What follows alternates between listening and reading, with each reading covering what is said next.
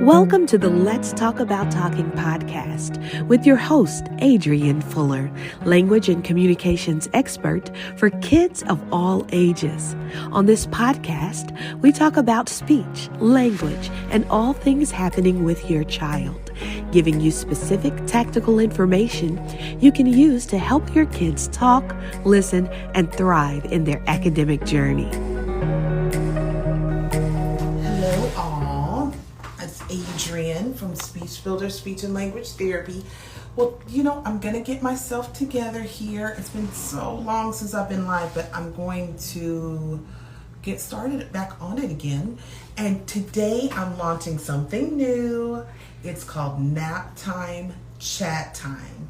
And so because I'm working on this project, I'm working on a book for parents to increase language skills in their toddlers. So I want to talk to toddler parents about this. So I'm on YouTube right now, and I'm also on Instagram.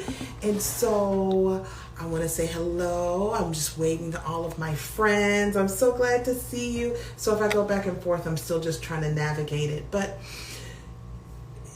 we're in the middle of a pandemic still. School has just begun. And so I wanted to talk to all of my parents. I'm coming live to you from our break room here at Speech Builder Speech and Language Therapy. We are located in Apopka, Florida.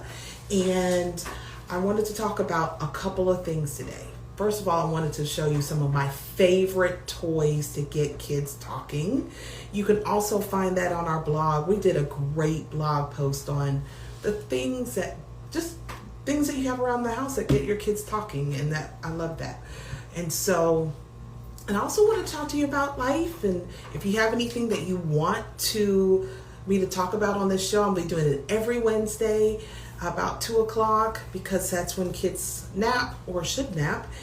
And speaking of, one of our wonderful therapists, her name's Jennifer, she actually homeschools her kids when she's not here in our clinic, and she is amazing. Shout out to Sweet Pigtails and Sweet Peas. She has an amazing TPT store. But she says even when her children stopped napping, she still has them do quiet time. So even though they napped from 2 to 4 when they were younger, you know how sometimes our kids won't nap anymore after like 3 or 4 years old, but she still insists that, okay, this is quiet time for you. You can play, you can read a book, you can lay down, but I need this time. So if any moms are out there and you feel like you always have to not entertain your kids, am I sideways? Am I sideways?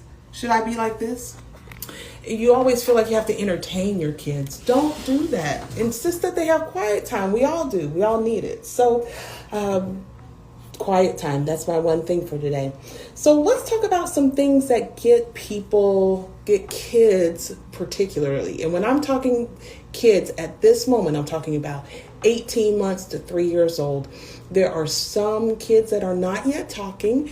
And this week on our blog that should be up soon, we talked about 5 reasons why you should not wait. Your pediatrician, your friends, your family, they will all come up with things to make you feel better. It's all coming from a place of love. But in this blog, I'm telling you why you should say hogwash to it. One is, it's normal. And so a lot of times when our kids aren't talking at 2, by age 2, your 2-year-old should have two word phrases, but they should have about 50 words that they're using. And when that's not happening, sometimes parents will say, or your family or your friends, or even your pediatrician, as well-meaning as they are, will say, oh, that's normal. Some kids are late talkers. I'm of the school that says, hey, I'd rather go ahead and check it out, get this kid evaluated, or at least try to do some intervention rather than just wait and see. Wait and see for a child that's 2 to me isn't the best if you're asking me on my own show, Nap Time, Chat Time. Another thing is that we'll hear are, oh, they're the youngest, and people always talk for them. That's why they are not talking. And just so you know, yeah, sure, absolutely, if kids are not required to talk, will they always know? But most kids will have an innate sense of desire to communicate with others. So even if they're not always doing it, you will catch glimpses of it. If you're never catching a glimpse of it, that is a red flag, okay? Another one that I hear a lot is, he's stubborn. My child is so stubborn. Well, a 2-year-old, that is what they are. They are gaining independence. They're getting to know that they have the ability to say no. And so if you ask a child to say, hey, what's this? What's this? He says it all the time at home. We hear that a lot. He says it all the time at home and they don't do it. Yeah, that's stubborn.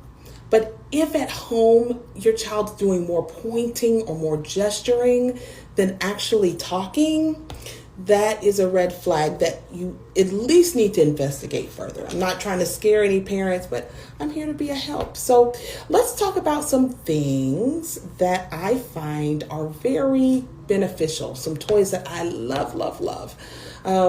Only 2 today. We're just going to go over 2. One of my favorites is a ball because kids love balls. I use balls a lot in my book, 30 Days to Get Your Toddler Talking, out October 11th. And I love this because you can do so much with it.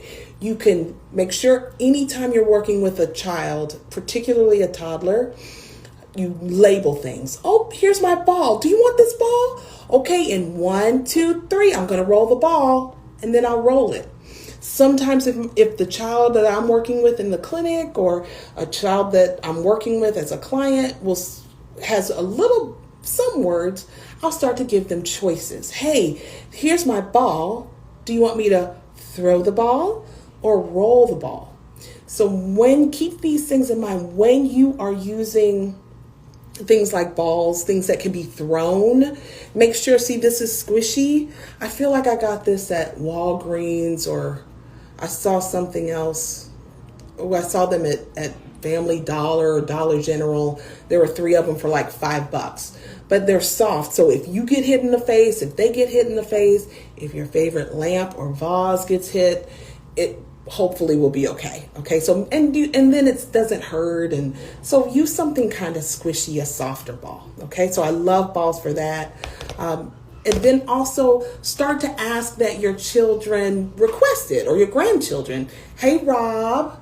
Rob and I go back way back. We were both therapists in the same building together.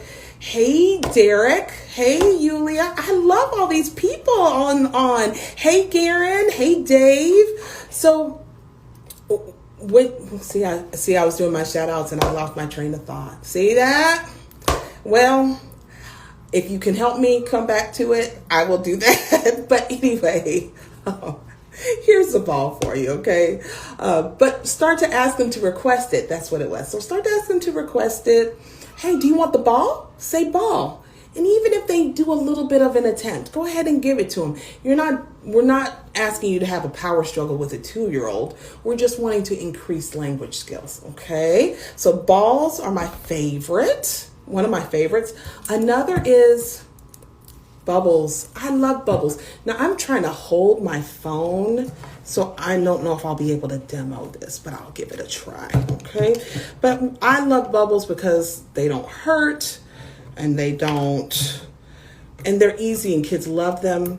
So I always label what I'm doing when I'm working with a child and I'm trying to increase their language. I'm going to take the cap off of the bubbles. You see my bubbles? So it's going to feel a little silly to you if you're a parent or a guardian or a grandparent or an aunt or an uncle, and that's okay. Be silly and go ahead and get that language going.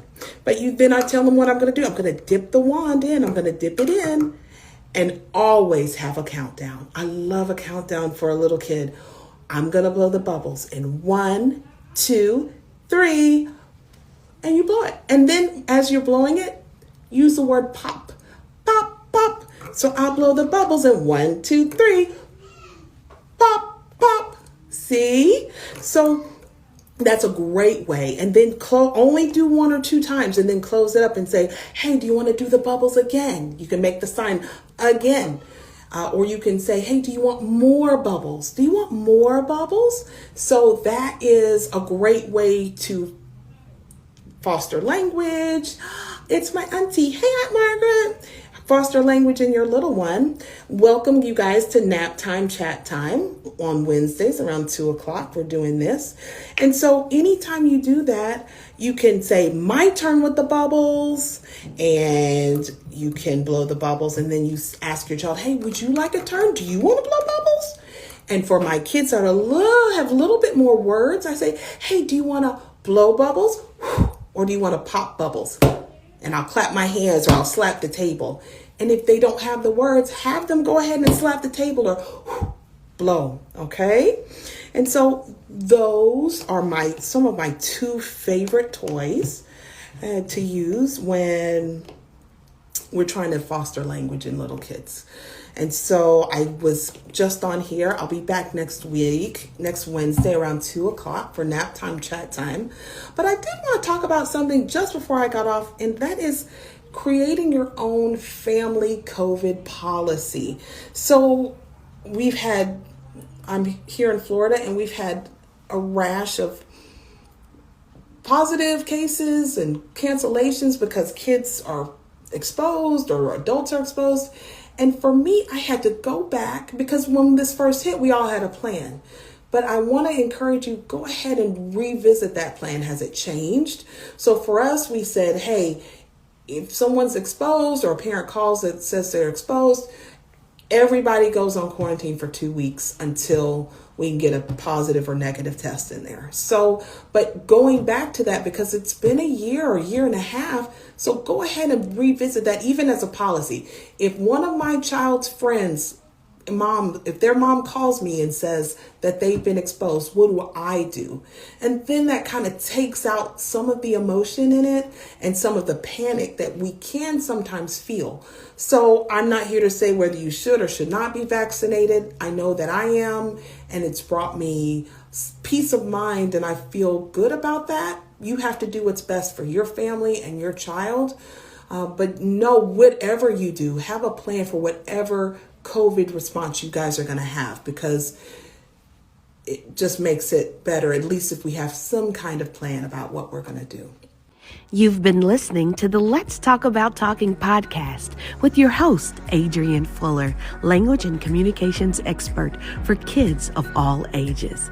You can grab Adrienne's book, 30 Days to Get Your Toddler Talking, on Amazon or at speechbuilders.org.